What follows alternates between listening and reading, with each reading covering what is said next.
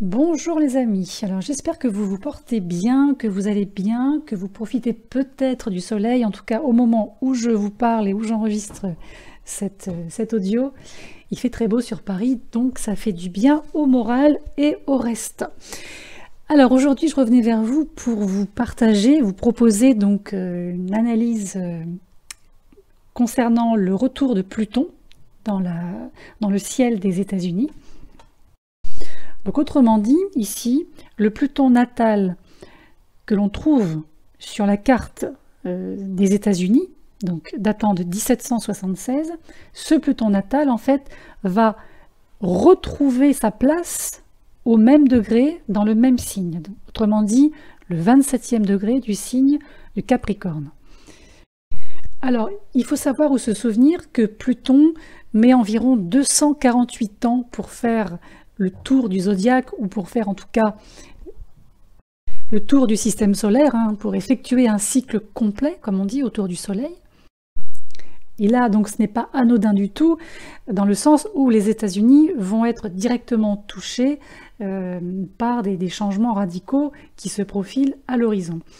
Alors, c'est un retour qui techniquement a eu lieu le 22 février 2022, le 22 de 2022. Voilà, si parmi vous il y a des numérologues ou des personnes qui maîtrisent bien la numérologie, n'hésitez pas à mettre des commentaires pour peut-être donner une interprétation complémentaire à tout ça. Ça peut être intéressant. Ici, donc, c'est un portail de retour qui va durer environ de 2022 à 2024 et qui fait vraiment penser à une sorte de renaissance cosmique, si je puis dire. Ici, les États-Unis d'Amérique et le monde, forcément, vont être un petit peu le terrain dans lequel on va creuser. Et là, en creusant, qu'est-ce qu'on trouve?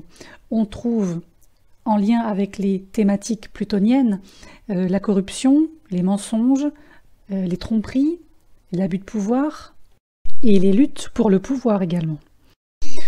Alors, si on démarre sur Pluton, proprement dite, bon, je pense que Pluton, vous connaissez un peu maintenant ce que cette énergie porte.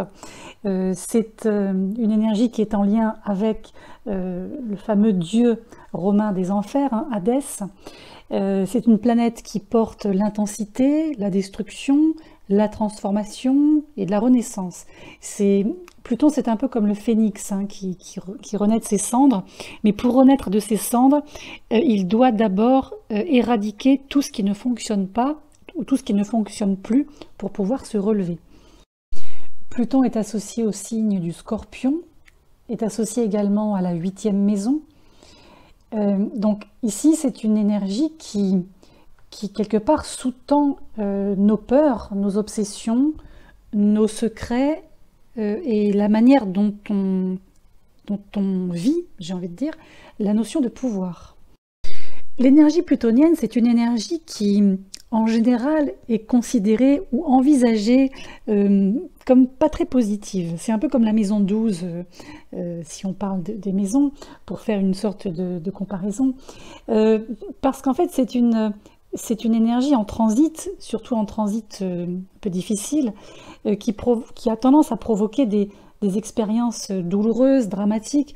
Mais en fait, le but, c'est de donner la lumière sur la vérité, de mettre la lumière sur la vérité et de nous apporter, que ce soit sur un plan individuel ou collectif, une croissance incroyablement profonde.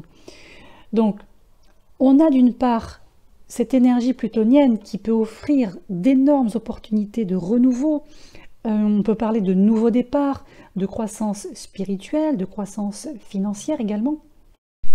Mais c'est vrai que les zones d'ombre de Pluton, donc les aspects négatifs, on peut dire, sont très souvent rattachés à l'obsession, la victimisation, la domination, au contrôle tyrannique aussi, à la guerre, à la mort. Il ne faut pas oublier que Pluton, c'est l'octave supérieure de Mars, qui, elle aussi, cette planète, dirige le signe du Scorpion. Donc là, comme vous le voyez, on est dans une énergie très scorpionisée, je vais le dire comme ça, où les choses se renforcent, se tordent, se détordent, se déforment, se déconstruisent. On est dans quelque chose qui fait penser presque à une opération, une intervention chirurgicale de pointe. On va chercher en fait très profondément tout ce qui peut détruire notre croissance, notre expansion. Et les personnes d'ailleurs qui ont dans leur carte natale, dans leur carte du ciel natal, le soleil ou la lune ou des planètes personnelles. Donc quand je parle de planètes personnelles, j'entends Vénus, Mercure, Mars, Jupiter également, mais aussi l'ascendant, la lune noire aussi, et l'axe des nœuds. L'axe des nœuds est très concerné là, cette année par justement le scorpion et le taureau. Donc ces personnes-là vont ressentir d'autant plus profondément tout ce qui se joue sur un plan collectif, sur un plan mondial. Alors, on va revenir maintenant au retour de Pluton, proprement dit. Alors, comme je l'ai évoqué tout à l'heure, ce retour a eu lieu techniquement le 22 février 2022, jour auquel Pluton est revenu à la position qu'il avait le 4 juillet 1776, donc jour de la signature de la déclaration d'indépendance des États-Unis d'Amérique. Alors le point qui est notable, c'est que on est à 27 degrés. Ce Pluton des États-Unis est à 27 degrés, donc dans le signe du Capricorne. Et ce 27e degré est très proche de la fin, forcément, du signe, donc du 3e décan du signe. Et ce 27e degré est proche de ce fameux 29e degré, que l'on appelle le degré karmique ou degré anarétique. Alors c'est quelque chose que j'ai déjà évoqué pour ma part dans un audio que j'avais intitulé « Les transits de Pluton en fin de signe ». Pour celles et ceux qui me suivent, qui ont la gentillesse de me suivre et de m'écouter, et la patience aussi, parce que c'est vrai qu'il y a beaucoup d'informations. En fait, j'en ai parlé dans cet audio intitulé « Les transits de Pluton en fin de signe ». Voilà, le fameux degré anarétique. C'est un degré qui apporte très souvent, on l'a vu dans l'histoire du monde, hein, des crises, des expressions, je dirais, exagérées, en fait, au sens qui déborde de l'énergie de ce signe dans lequel se trouve Pluton à chaque fois, de manière à nous donner, nous montrer quelles sont les dernières épreuves nécessaires qui vont nous permettre ensuite de passer à un nouveau cycle, à un nouveau chapitre de vie collective. Donc, vous l'avez compris, ici on va parler d'ombre collective. Ce Pluton représente une ombre collective et c'est une énergie qui est sur le point de démolir, hein, littéralement, les principes et les lois qui posent problème et qui font partie de l'ADN des États-Unis. Ici, c'est presque une occasion unique de redéfinir à qui nous donnons le pouvoir et comment l'exploiter nous-mêmes. Alors quand je dis nous, c'est pas nous, nous en France ou nous en Allemagne, voilà, c'est vraiment nous au sens collectif. Hein. Alors forcément, ces changements, cette évolution, tout ça va se faire dans le temps, évidemment, jusqu'à ce que Pluton quitte définitivement le signe du Capricorne pour entrer dans le signe du Verseau, début 2024. Mais en attendant, c'est vrai que Pluton va visiter le Verseau pendant des brèves périodes. On va avoir comme ça une incursion, après hop, une rétrogradation en Capricorne, jusqu'à début 24 comme ça. Et ça va nous donner un avant-goût de ce que, je dirais, le monde va ressentir une fois que la poussière va retomber. Ce retour du Pluton, il ressort comme une occasion aussi, et avant tout, je dirais, d'ouvrir des portes derrière lesquelles se cachent des choses pas très recommandables au niveau des États-Unis, d'une part, et d'autre part, ça va nous permettre de repenser nos liens avec cette idée de société de consommation, ce qu'on appelle aussi le rêve américain, le fameux rêve américain qui a été exporté dans le monde entier depuis des décennies. Dans le thème astral des États-Unis, Pluton se trouve dans la maison 2, deuxième maison, ce qui est en lien avec les transformations et la purge, hein, axe de 8. qui vont se rapporter principalement sur des thèmes rattachés au Capricorne et à la deuxième maison, donc les finances, l'autorité, le pouvoir, les ressources, les structures gouvernementales, les systèmes bancaires, l'agriculture, les valeurs, le patrimoine, voilà, toutes ces choses-là. Là, on le voit, hein, depuis 2 ans, là, depuis la pandémie de Covid et un peu avant d'ailleurs, on voit les ressources sont surévaluées, on a une inflation qui est à son plus haut niveau historique quasiment, il y a des mises en garde de partout, sur le plan financier, sur un éventuel krach boursier, mais en fait Pluton ici, qui permet de transmuter quelque part le poison en remède, nous montre bien que le changement doit passer par la responsabilité. Autrement dit, les États-Unis pourraient être sur le point de découvrir exactement à quel endroit ce crash peut être le plus fort, alors que même vivent dans un état, je dirais, d'inconduite systémique depuis longtemps déjà. Hein. On a ici, en conséquence, je pense, des événements qui pourraient se rapprocher de troubles civils, des conflits, des renversements, pas mal d'événements, je pense, qui vont être axés sur cette crise qui est la nôtre actuellement et qui pourrait avoir un effet domino, hein, sur le reste du monde.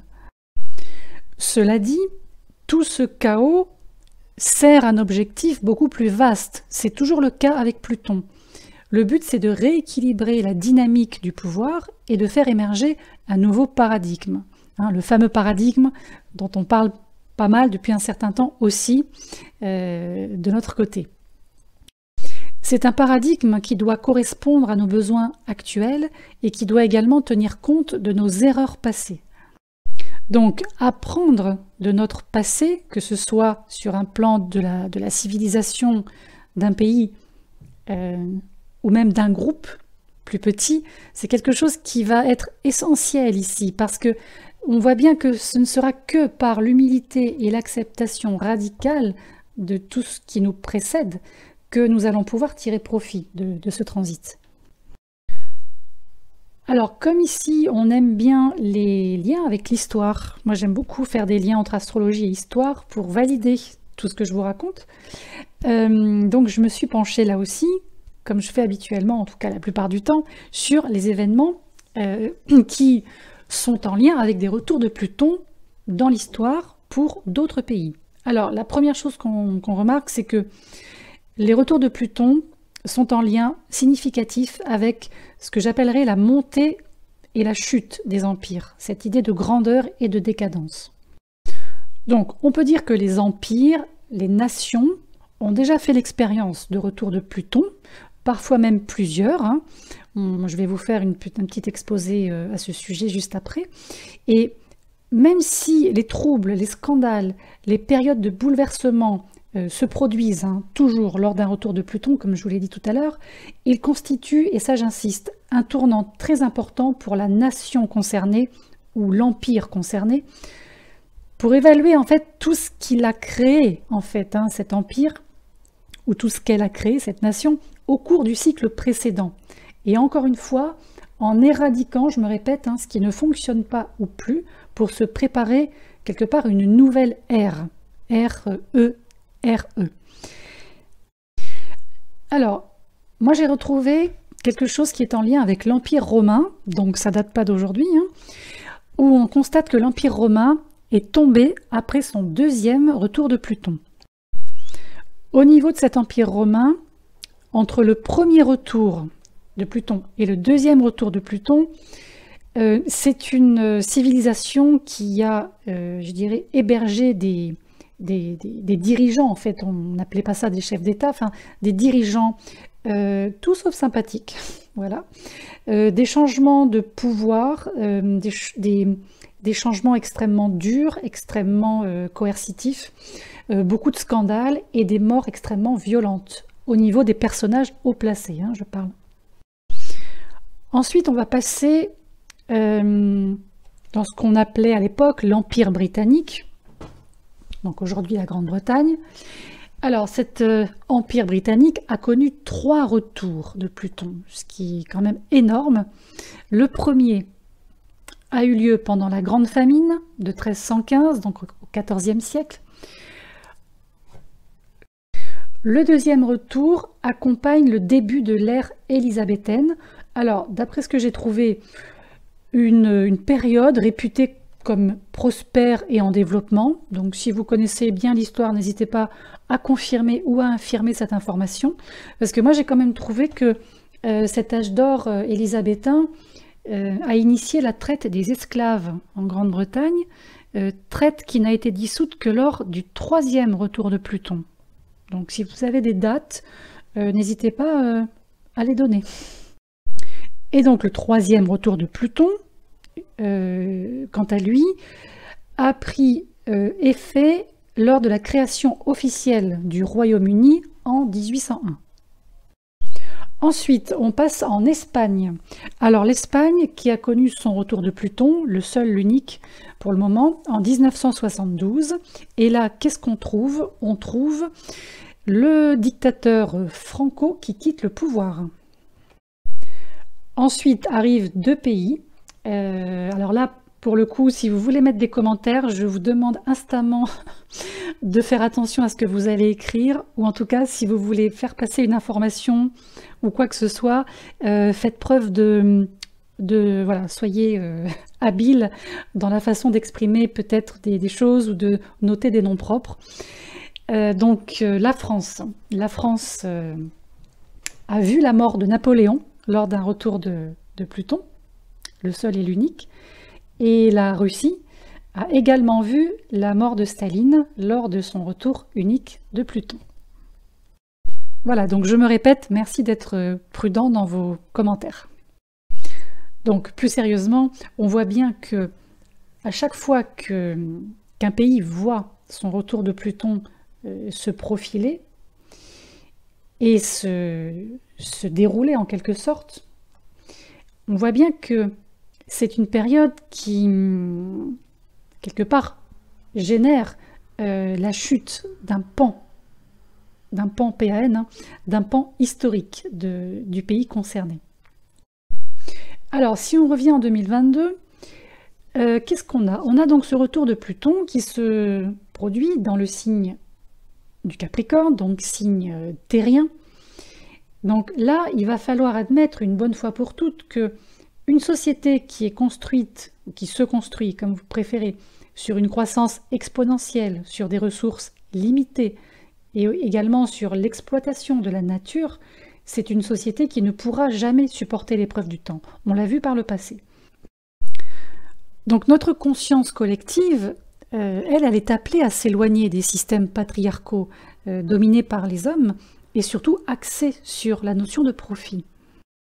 Il ne faut pas oublier non plus que le Capricorne est dirigé par Saturne, donc Saturne qui peut être entre autres symbolisé par une sorte de patriarche autoritaire, froid et rigide comme ça. Hein. Et encore une fois, la deuxième maison, la maison 2, elle s'occupe, elle travaille sur les ressources physiques et tout ce qui peut nous aider à subvenir à nos besoins. On a un autre point intéressant qui ressort, c'est que Pluton, sur la carte des États-Unis, est en opposition à Mercure rétrograde dans la 8e maison. Et cette opposition fait penser, ou peut faire penser, à tout ce qui est en lien avec les sociétés secrètes. Hein, toujours ces fameuses zones d'ombre qui rattachent quelque part les grandes entreprises et le pays, hein, les États-Unis. Et étant donné que le retour de Pluton va réactiver en fait cette opposition, Pluton-Mercure rétro natal, ça pourrait se manifester par exemple par une exposition à une corruption profonde, à des fuites de données qui ont été cachées, et surtout à de très grandes révélations médiatiques. Un autre point beaucoup plus positif, celui-ci, c'est le trigone que forme Pluton avec Neptune qui est en Vierge, Neptune qui est en Vierge dans la 10e maison du thème natal des États-Unis. Donc là, on voit bien qu'il va être très important aussi de renouer avec notre spiritualité, nous permettre d'apporter aussi de nouveaux concepts, je dirais méthodiques, mais presque dépouillés, j'ai envie de dire, éthérés, vous voyez. Ça ressort comme essentiel pour que le collectif puisse traverser les turbulences à venir. Alors, bien évidemment, le retour de Pluton dans le ciel américain ne signifie pas que ce pays va s'effondrer en tant que nation. Ça ne veut pas dire que le monde va s'effondrer en tant que tel. Par contre, ce qui va s'effondrer, ce qui va s'écrouler, c'est encore une fois tout ce qui n'a pas été construit sur un sol solide. Moi, ça me fait penser à une sorte de destruction d'une certaine matrice au profit d'une grande réinitialisation. Bon, en tout cas, sur un plan, je dirais, astrologique, technique, mais aussi factuel, puisqu'on l'a vu autour du 22 février, il y a donc encore deux périodes à surveiller, deux périodes qui sont propices à certains événements, je pense. Alors, on a, outre le 22 février, on a le 11 juillet 2022 et le 28 décembre. Alors, le 11 juillet, j'étais justement en train de repenser, et je vérifie en même temps que je vous parle sur les éphémérides. C'est ça, le 11 juillet 2022, c'est un petit peu les prémices de la future conjonction entre Uranus et le nœud nord. Ça, c'est pour tout le monde. Donc oui, il peut y avoir quelque chose sur le mois de juillet, là, juillet 22, une sorte de deuxième étape. Et si on regarde au 28 décembre, alors 28 décembre, les nœuds ne sont pas en jeu. Par contre, Pluton viendra de quitter une opposition qu'il formait avec la Lune noire. Donc toujours sur un plan global, hein, mondial. C'est ça, Pluton va sortir d'une opposition à la Lune noire. Oui, ben, je pense qu'on est à un gros tournant historique, hein. C'est clair et net, ça va remuer les amis. Mais en même temps, je pense que au bout du compte, Pluton doit rentrer en Verseau. Donc ça, on en parlera un peu plus tard. Mais déjà, il faut, j'ai envie de dire, nettoyer tout ce qui a été malheureusement semé durant ce transit en Capricorne. Et encore une fois, je me répète, hein, on voit que si on reprend les fameux empires concernés que j'ai évoqués tout à l'heure, entre autres, c'est vrai que ce sont des empires qui ont connu une renaissance significative, une période de prospérité, même de fortune, hein, pour certains, après avoir traversé un retour de Pluton. À partir du moment où sont brûlés les paramètres qui entravent le progrès et l'évolution de la société, on est alors en passe de repartir sur la construction d'un avenir meilleur, et avec des décennies à venir qui, moi je pense, hein, pour avoir déjà un petit peu analysé les années 2025-2040, qui seront globalement plutôt brillantes. Maintenant, il faut faire attention, parce que c'est quand même Pluton, n'oublie pas, c'est pas Jupiter. Il faut faire attention qu'il n'y ait pas d'autres ennemis, on va le dire comme ça, d'autres ennemis qui pourraient apparaître à l'intérieur. Donc, je pense qu'il faut utiliser ce temps, là, cette fin de transit, quelque part pour nous unir, pour fédérer, plutôt que de tendre la main à ce qu'on pourrait appeler les ténèbres, le côté obscur, hein. C'est important de mettre la lumière, de donner de la lumière et de ne pas alimenter le côté obscur, quel qu'il soit. Et pour conclure, je dirais que quand on regarde quand même ce document qui a été signé en 1776, qui s'intitule Déclaration d'indépendance des États-Unis, mais déclaration d'indépendance, ça me fait penser que, en tant que collectif, cette période, elle doit nous pousser aussi à trouver, ou à envisager en tout cas, de nouvelles façons, de meilleures façons d'intégrer, d'accepter peut-être des modes de fonctionnement différents, peut-être même carrément opposés, peut-être peut-être faire ce qu'on appelle le lâcher-prise sur certains plans préconçus concernant la façon dont on doit vivre et fonctionner en société. Il faut se marier, il faut avoir une maison, il faut avoir un travail entre 9h et 17h, il faut avoir des enfants, il faut attendre la retraite, il faut prendre ses vacances du 1er au 15 août.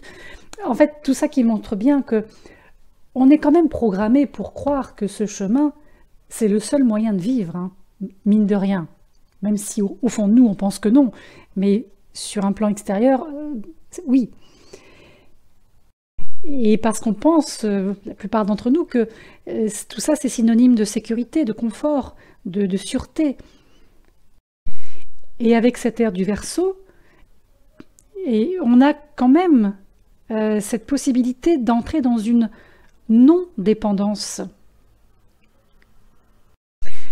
Et sur un plan individuel, justement, c'est le moment de se poser des bonnes questions.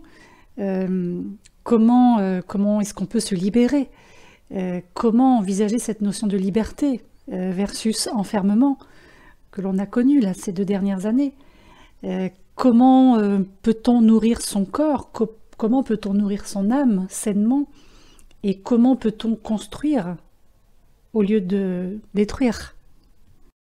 Moi, je pense que on peut tous apprendre de ce rééquilibrage cosmique, entre guillemets, qui doit nous montrer que oui, il est possible d'abandonner cette consommation perpétuelle, cette surconsommation, cette mentalité d'agitation, si vous préférez, toute ce formatage ultra formaté. Et comme on l'a vu aussi que les nœuds lunaires sont dans l'axe Taureau-Scorpion, c'est comme si quelque part il y avait une énergie qui nous poussait à réapprendre l'art de vivre plus lentement, l'art de retourner vers la nature, ça peut être de jardiner par exemple, voilà. L'art de recevoir au sens large, et puis surtout l'art de lâcher prise, ce qui n'est pas évident pour beaucoup d'entre nous, mais c'est là où il y a un recoupement intéressant à faire, je pense, avec l'axe des nœuds. Voilà les amis, bah écoutez, vous savez tout ou presque. Donc là, je vais m'arrêter parce que je crois que je dois dépasser la demi-heure. Voilà, bah écoutez, on a du boulot, comme vous l'avez constaté. Allez, on va se faire confiance, tous, en groupe. Et puis on va, voilà, surtout pas de panique, hein, pas de panique, encore une fois. N'oubliez pas que Pluton, le Scorpion, la maison 8, c'est la peur, la terreur, ok? N'oubliez pas, donc pas de panique, hein, ok? Allez, à bientôt.